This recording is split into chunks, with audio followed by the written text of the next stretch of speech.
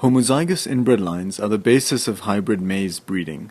Crossing two unrelated inbred lines leads to high-yielding hybrid varieties. Hybrid varieties exploit the phenomenon of heterosis and have been highly successful in boosting agricultural production worldwide. Traditionally, inbred lines are formed by continuous self-pollination for 6 to 8 generations. Each generation, the line's vigor is reduced due to inbreeding depression.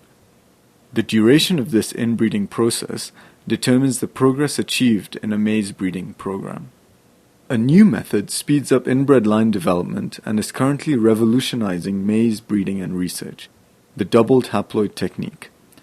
This technique centers on an inducer genotype, which, when used as a pollinator, triggers pollinated female flowers to produce kernels with haploid embryo. Although these special haploid inducers were discovered in the 1950s, it has only been in the last decade that suitable protocols have been developed for complementary steps such as haploid identification and artificial chromosome doubling.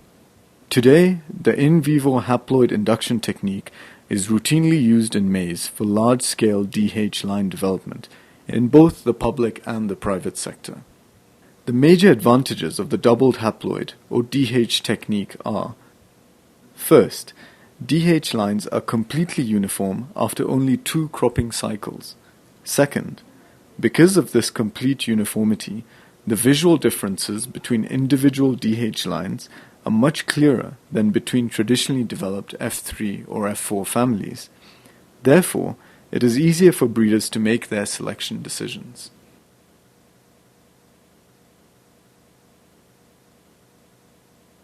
Doubled haploid production, also called DH production, requires 4 steps.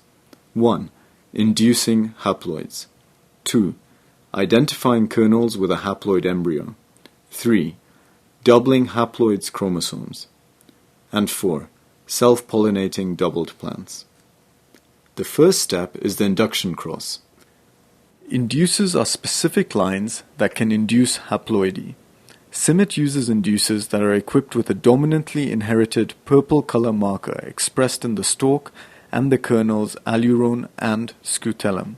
The latter two are used as endosperm and embryo markers respectively to distinguish kernels with haploid or diploid embryos.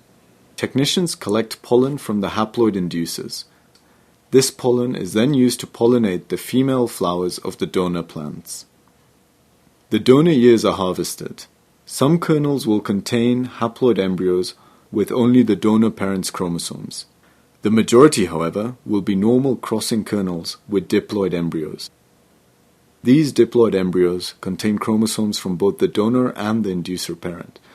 Normal crossing kernels are of no value for DH line production. The ratio between haploid and crossing kernels is variable. The induction rate is the number of haploid kernels divided by the total number of kernels harvested. For example, an induction rate of 10% means that an ear with 300 kernels bears 30 kernels with haploid embryos. An induction rate of 8 to 10% is common among currently employed inducer genotypes. The second step is distinguishing between kernels with haploid and diploid embryos. This step requires a reliable phenotypic identification system. At CIMMYT, we use a visual seed identification system. The system is based on the dominantly inherited purple coloration of the kernels scutellum and allurone, which act as embryo and endosperm markers. Seed classification based on this system is easy to learn and requires no special equipment. CIMMYT distinguishes between 3 kernel categories. Category 1 contains kernels with non-colored embryo and non-colored endosperm. These may have resulted from pollen contaminations or color inhibition. Category 2 contains all normal crossing kernels. Both embryo and endosperm have purple color. This results from the dominantly inherited coloration present in the inducers. Category 3 represents the kernels with haploid embryo. The colored endosperm indicates that they are the result of an induction cross, but the non-colored embryo signifies that the embryos contain only donor genome. A typical relationship between the 3 categories looks like this. On the left is a minuscule portion of contamination kernels. The small quantity indicates a well-performed pollination with inducer pollen. Next is a large bag of F1 kernels. 90 to 95% of all kernels harvested may belong to this group. The percentage depends on the inducer employed. Next are the haploids. Only this group will be used in double haploid line development. A disadvantage, however, is that the marker system does not work in all genetic backgrounds. For example, donors that have purple-colored kernels cannot be subjected to this color marker. Also, inhibitor genes may prevent color expression. The third step is the artificial chromosome doubling of the haploids. Here, one copy of each chromosome is made so that the resulting plants are diploids and homozygous. Colchicine is a plant alkaloid. It works as a mitotic inhibitor. Mitosis is the process of nucleus division in somatic cells. After DNA replication, the microtubules pull the duplicated chromatids towards the two poles. The cell then divides into two daughter cells. Colchicine disrupts mitosis by binding to tubulin. In this way, the formation of microtubules and the polar migration of chromosomes is inhibited. The result is a single cell with doubled chromosome number. A fungicide treatment is applied to the kernels and they are placed in trays for germination.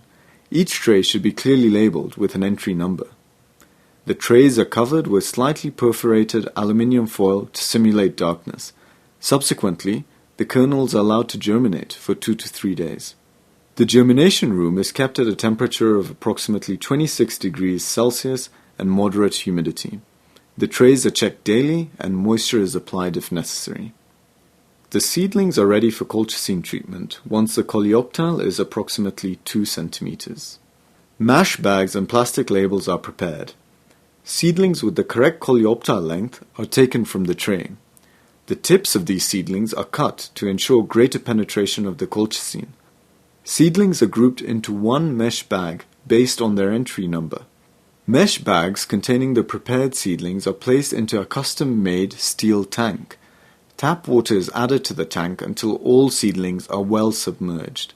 The water from the tank is then transferred to a measuring container to estimate the amount of colchicine solution necessary for this batch of seedlings. Staff working with colchicine must follow extreme safety measures. They must wear protective clothing, gloves, and respiratory masks at all times. An electric pump transports the colchicine automatically into the steel tank and minimizes human contact with this toxic agent. Employing a timer allows the treatment to start and stop automatically, for example, during the night. After the treatment, the solution is emptied from the tank into specially designated waste containers. The seedlings are then rinsed with tap water. Residuals are also collected in special containers. All colchicine waste is later disposed of by an authorized company. The treated seedlings are transplanted into pots filled with soil. Special care must be taken to avoid damage during this process. They are kept in the greenhouse for several days. Various types of pots can be used. This type of pot is common in greenhouse experiments and horticulture. It is made of durable plastic and can be reused for many cycles. This pot is made of biodegradable material. Because it decays in the soil, this type of pot can be directly transplanted, enabling the use of a planting machine. The cheapest option is planting into a styrofoam cup, more commonly used for coffee or tea. All pots must have perforated bottoms to allow for drainage of excess water. Approximately 2 weeks after treatment, they are now ready to be transplanted to the field. Manual transplanting involves using wooden poles to prepare holes for the pots, distributing the pots along the row, and covering them with soil. This method is labor-intensive and time-consuming. Because of the large scale of the DH activities, CIMMYT now transplants using a planting machine. This machine consists of a 2-row vegetable planter with rotating cones.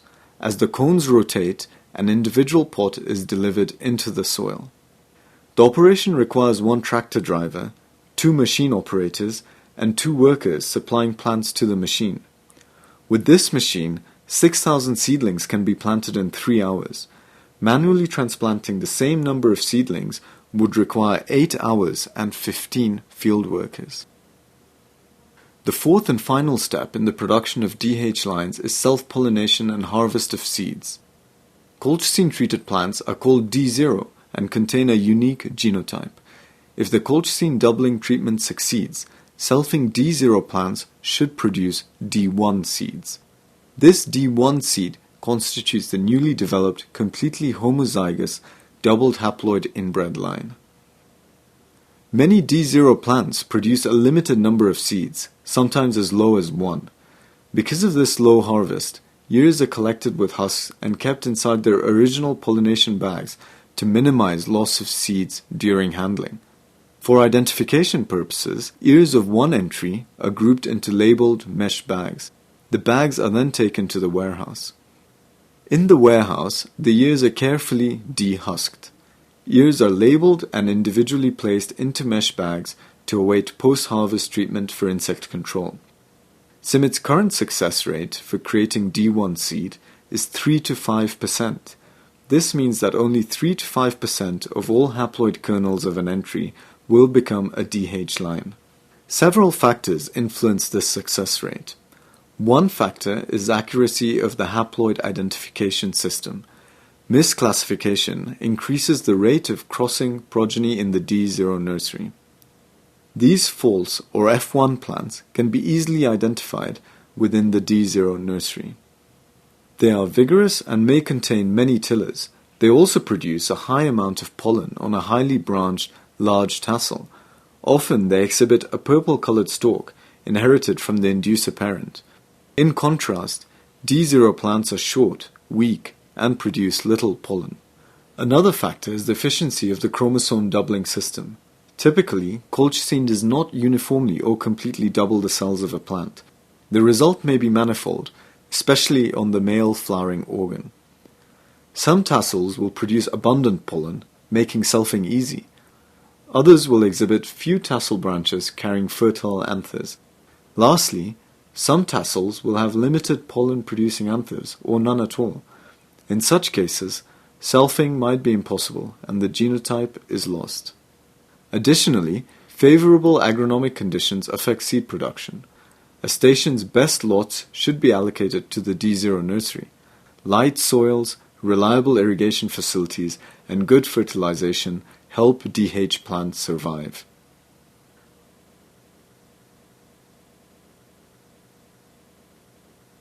It should be noted that in vitro methods also exist for double haploid line production.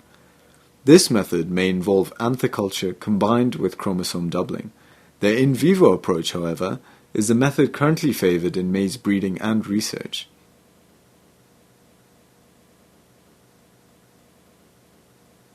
Successful implementation of the in vivo haploid induction technique for DH line production in any maize breeding or research program depends on the availability of 1. A haploid inducer genotype with high ability to induce haploids when crossed to diverse donor material, independent of environmental conditions. 2. An effective, standardized identification system for distinguishing haploid and diploid progeny. 3. A spontaneous or artificial chromosome doubling process to facilitate self-pollination and consequently maintenance of double haploid line seed. By crossing two or more of the resulting doubled haploid lines, breeders can rapidly develop new hybrid or open-pollinated maize varieties. This technology, therefore, promises to reduce costs and speed the development of better adapted maize for resource-poor farmers in the world's toughest environments.